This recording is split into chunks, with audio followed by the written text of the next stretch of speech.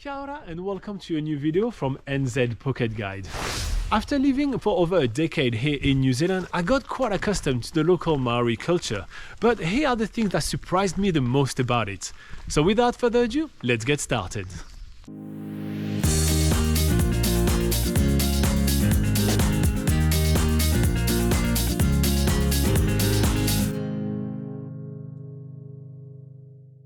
Okay, so to begin with, you will notice that a lot of Maori people proudly wear some amazing tattoos, known as tamoko in Maori.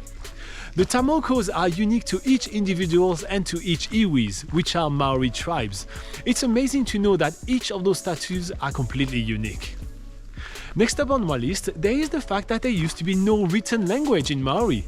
The Maori language used to be only oral, and that's why Maori people are such good orators and storytellers. You will be able to witness that when visiting a Maori marae if you're lucky enough to be able to listen to some of their stories. Next up, let's talk about the Hakka. Popularized by the All Blacks, which is the New Zealand rugby team, the Hakka dance is not just a war dance despite popular beliefs. It's also used for funerals as well as for motivations. And I choose to believe that this is why the All Blacks are performing a Hakka before each of their games. They just want to motivate themselves to win us yet another title. Next up on our list, we have the fact that the Maori culture is one of the youngest in the world. It is actually believed that the Maori culture was only started in the 1300s, which is extremely recent compared to other cultures from North America or even Europe. Next up on my list, we have the Hangi. The Hangi is a way to greet that you'll see a photo next to me right now.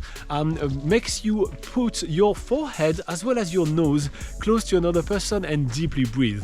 I think it's a very intimate way to greet each other, and I wish it was used more often. Next up on my list, we have the greenstones, also known as punamu in Maori. They are of very important significance to the Maoris. So make sure that if you are traveling, especially around the west coast of the southern end of New Zealand, you do not pick up any greenstones from the beaches or the riversides without prior authorizations.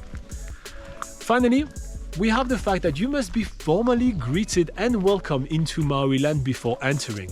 And that's a ceremony known as the Poffery.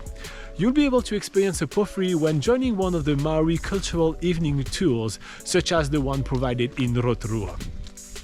Alright, so that's everything for me. There's much more information about the Maori culture on nzpocketguide.com, so check it out.